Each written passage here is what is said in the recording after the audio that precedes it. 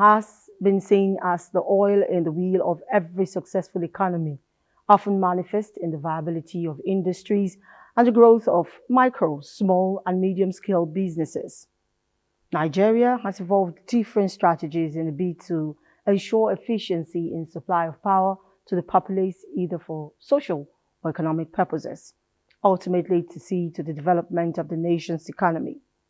The story is more of successes laced with a few challenges, especially in the areas of generation and distribution, leading to the regulation of the sector. Like a hydra-headed beast, the challenges persist, from grid collapse to acts of sabotage by vandals. With the Electricity Act of 2023 comes a ray of hope. Already, states like Enugu and Ekiti are in the process of administering their electricity grids independently. On this edition of Dateline 360, we examine the prospects of independent power generation at the subnational. Mitari Ikpe begins the discourse by tracing the legal reforms in the sector. The evolution of Nigeria's power sector dates back to the 70s when the federal government created the National Electric Power Authority (NEPA) through Decree number 24 of 1972. However, the now defunct NEPA was confronted with challenges ranging from shortage of electric power supply to meet the demands of the ever-increasing population to obsolete infrastructure and non-payment of utility bills by a large percentage of consumers. These challenges and the need to unbundle NEPA's monopolistic operation of the sector led to the subsequent enactment of the Electric Power Sector Reform Act 2005. It provided for the formation of generation and distribution companies known as GENCOs and DISCOs, which took over the functions, assets, liabilities, and staff of the National Electric Power Authority to develop competitive electricity markets. It also established the Nigerian Electricity Regulatory Commission as an independent regulatory body. With persisting challenges of inadequate electricity supply, President Bola Tinubu in February this year signed the Electricity Act Amendment Bill into law after it was passed in 2023 by both chambers of the National Assembly. Here at the National Assembly is where the laws have been incubated and enacted over the years, especially regarding the power sector. But the big question is, have these laws made the power sector efficient? The laws are not the impediment, but the operators are the impediment. We have enough laws in this country to take care of almost everything, but it is the implementers that are the cog in the wheel. And the National Assembly also can sanction any organization that is violating the laws. But for now, we are on an advisory mission. We identify, we diagnose, we identify, and then we advise and see what happens. If there's an improvement, that's good, well and good for the country and citizens of this country. But if there is no change, certainly we have other means of compelling the operators to comply with the rules available in the country. The new act decentralizes the power sector, according states the power to create their own electricity markets and establish their state regulatory boards after a transition process. Chairman of the House Committee on Power, Victor Nwokolo, says it may not yet be uhuru for the sector, but certainly some gains have been recorded with the new Electricity Act. The Electricity Act as of today gives opportunity for a lot of people to come in, unlike when it was restricted. Now, if you have gone through the act, it says generation, transmission, and discos. And states can even go into renewable energy within their jurisdictions, meaning that the states can license private investors, can license anybody. It's not entirely where you have to wait for TCN in Abuja before you can get something, or waiting for the GENCO that is far off, that states that actually need. If you look at what we have in Aba now with geometric, I'm sure that you are aware that the power situation in Aba have increased 100%, have improved 100%. The legal reforms of the power sector perhaps may still be work in progress and require improvement over time. For many Nigerians, they yearn for key players in the power sector to be more efficient and accountable in the generation, transmission, and distribution of electricity to homes and businesses. Mitaire Ikwen for Dateline 360. The Electricity Act 2023 comes with prospects as more generating plants spring up at the subnationals to improve power supply nationwide and ease pressure on the national grid. Joshua Ojito tells us about the level of preparedness at the subnationals to join the electricity market. Challenges of Nigeria's power sector, consumers say, linger for decades despite privatization of the sector. From low generation to weak transmission infrastructure, poor distribution network, and incessant cases of grid collapse, as well as lack of liquidity in the sector, are issues industry players say impede availability of electricity in the country over the years. We are dealing with a single buyer model, which is common to Africa, it's common to Asia, and it's common to Eastern Europe. And the danger in a single buyer model is that it's only one buyer that you have. And for us in Nigeria, the single buyer here is NBET. Once NBET is not able to buy the power from the generating companies, then there's a problem. Now, there is a different approach in addressing challenges of the sector with amendment of the 2005 Electric Power Sector Reform Act and the alteration of the 1999 Constitution, which birthed the new Electricity Act 2023 that was signed by President Bola Tinubu. The Electricity Act 2023 industry players describe as a game changer in the Nigeria electricity supply industry, and the subnationals are leveraging the new act to close energy gap in their states. So far, 12 states have approached the Nigerian Electricity Regulatory Commission requesting to establish their electricity markets, an approval granted for Enugu and Ekiti states, while 10 others are in the offing. It is a very bold move by the government to really tackle the issue of electricity, and I'm very confident to say that by the virtue of the opportunities this act has created, we are really on track to address the root cause of the problems that we are experiencing in the sector. One, it has opened the investment portfolio, which means that a state can enter into partnership with generation companies, generation plants to generate, to transmit, to distribute, that aspect of it. So that is a huge aspect of it, which before the act was centrally. So you have to go through the Nigerian trading, bulk electricity trading to sign a PPA before you can start developing your project. But now the state can create a framework whereby investors will do that. So that reduces a lot of bottlenecks. The Constitution and the new Electricity Act allow subnationals to participate in electricity market, thereby reducing pressure on the national grid and promote competition in the industry. States are expected to generate, transmit and distribute electricity as well as determine tariff within their jurisdiction. Also, they have the mandate to expand transmission network to areas not covered by the national grid, while the Nigerian Electricity Regulatory Commission continue its oversight in interstate and international trading of electricity. What we want to guarantee Nigerians is gradual but consistent improvement in the power sector till we're able to reach the El Dorado. Industry players are optimistic that the new Electricity Act will address the root causes of power challenges and improve electricity supply nationwide. Joshua Ojito, reporting for Dateline 360.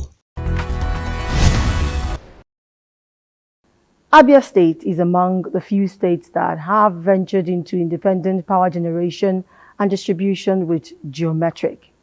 From Aba, the commercial city of Abia State, Grace Nana reports about electricity supply in the city, the role of the independent facility in the overall distribution, as well as the tariff concerns of the business community.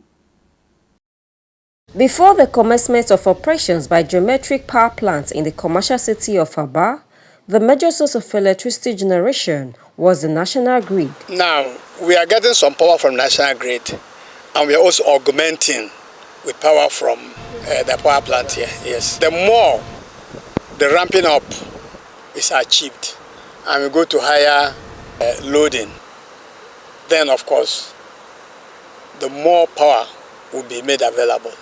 The inauguration of geometric power plants managed by Aba Power Limited Electric brought high hopes to residents of Aba who had expectation of steady power supply. Several weeks after the inauguration, there are mixed reactions from residents on power supply in the commercial city of Aba. For instance, in a week, this time around, 3, 4, 5 days we get light. It's only 2 days that is off. So we appreciate what they are doing. We have observed a lot of change in the electricity supply, and we are happy about that. There is improvement in our business. Tailoring fashion business, that is what we do. And you know, fashion business cannot go without electricity. Not so much has been happening. Based on the reports we've been getting that the geometric have started generating their own electricity. We expected that there will be more improvements, but so far it's been the same. So our problem is let us have a steady light. And they promise us that for now, the Aba people will smile. But it's not happening like that since then. The consuming of petrol, because I cannot afford to buy this, I'm consuming 10,000 naira every night. Goswill Ozemela is an industrialist who is hoping for steady power supply to avoid high cost of production. If the supply is steady, like we're experiencing 24-hour supply, it will improve our production. We are into electroplating. We have to heat our tanks. Before we heat the tanks, it takes a longer period of time. So where there is lapses in the supply, you know, the tank will heat and then the power will go off. It will drop down again. So when there is power, it starts all over again. So it's affecting our production. Residents, however, applaud improved customer service delivery, but frowned at high electricity tariff by the private power company. The tariff, we are expecting improvement on that. It is no longer friendly. It is high now. It is high, and I pray that they will consider us because you know that our job depends on electricity supply. There was about 100% increment from 59 to 115 naira per unit. I think that's what we are doing now. But of course, it's affected our production because we are spending more on electricity right now. My interaction with the business community in Aba reveals that there is recognizable improvement in power supply. However, there is palpable fear that the high electricity tariff will have adverse effects on businesses. In Aba, Grace Nana for Dateline 360. One of the two states noted to have pulled out of the national grid, the Ekiti state government is said to have made considerable investment in the power sector. This is in partnership with independent power generation firm to boost the economy of the state. How is this working for the people? Olukemi Sani now tells us. For some time now, Ado-Ekiti, the Ekiti state capital and its environs, have not been enjoying sufficient power supply from the national grid. Businesses are the worst hit, as testified by Ileri Oluwanimi Sunday, a welder whose job is heavily dependent on electricity.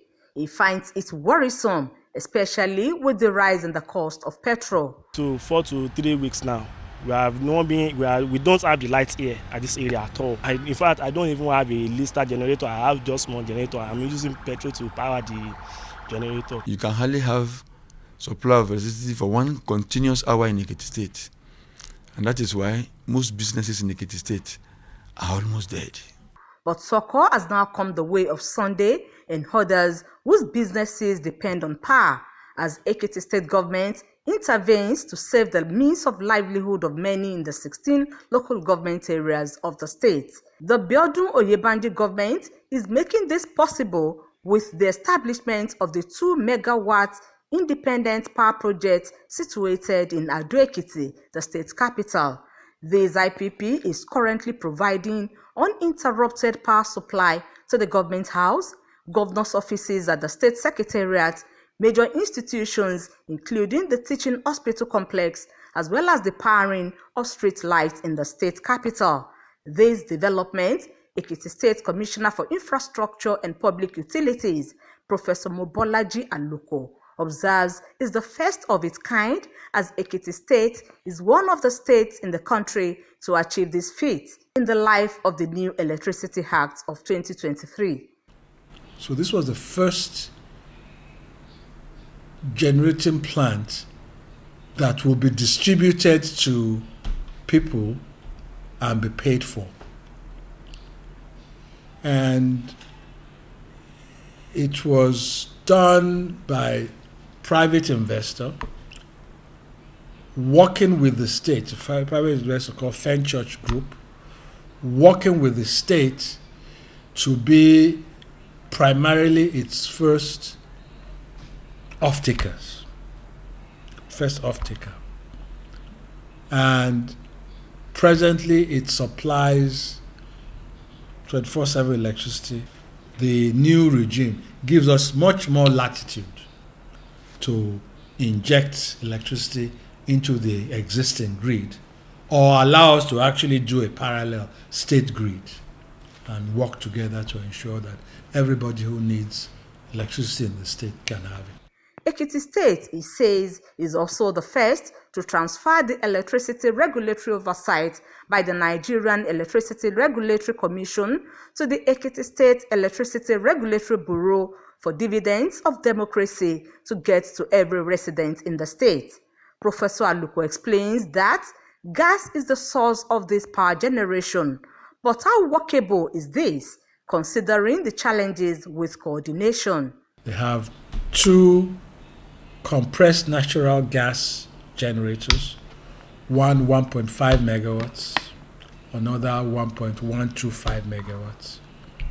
And they have a standby diesel generator that's 1.25 megawatts. So that's what that facility is. Professor Aluko says machinery has been put in place to monitor performance of key players in the value chain to ensure that consumers are satisfied as plans are underway to increase the megawatts for the benefit of the residents. Residents are, however, enjoined to take proper care of public utilities and protect them from vandalism. In Ado-Ekiti, Olukemi Soni for Dateline 360. Enugu State government has also recently indicated readiness to be independent of the national grid. Though not effective immediately, the possibility of steady power supply, James Okpare Culture reports, has created a sense of enthusiasm among residents. The industrialization of any nation is powered by electricity. There is no gainsaying that the epileptic generation and distribution of electricity in Nigeria has been the major challenge of Nigeria's industrial revolution. Power generation has been under the exclusive list of Nigeria's constitution, which gives the federal government the exclusive right to generate and distribute power throughout the country.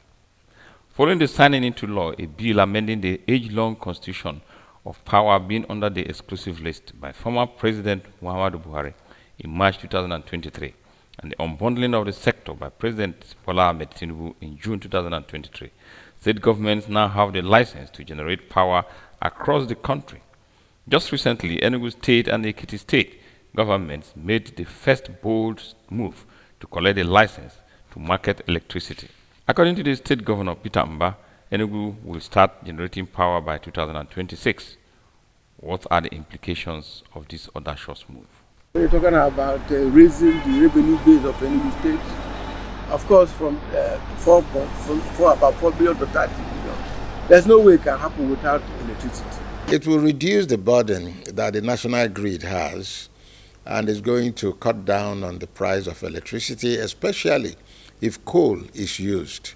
God has blessed Enugu State with one of the best coals in the world. And I think if the government plays its role very well by encouraging coal mining companies, instead of shutting them down and taxing them beyond whatever they can do. For instance, you are asking a company to pay over almost 100 and something % in taxes. It will never work anywhere. Nobody does business there. It is expected that if the power generation becomes a reality, it will trigger off a chain of industrial revolution that can revive all moribund industries scattered all over eminent industrial estate and other parts of the state. In several developed countries of the world, like America, they have over 2,000 power stations, generating over 1.something million megawatts of power. We do hope Nigeria, with this unbundling, will be in that category.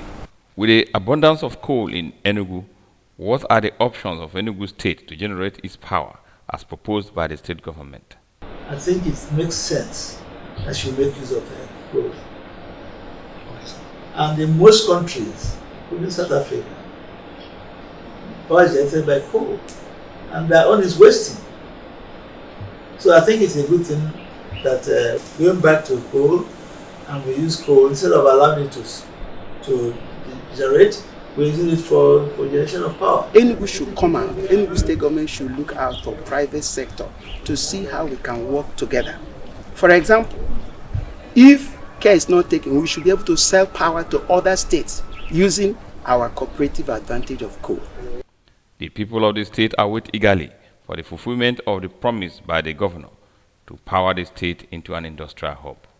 In Enugu, James Oparekocha for Dateline 360. We are optimistic that all will work out for the states taking this bold stride and hope that more states will key in for the benefit of the citizenry and the economy. I'm Omotola Mojola. Thanks for your time. May God bless Nigeria.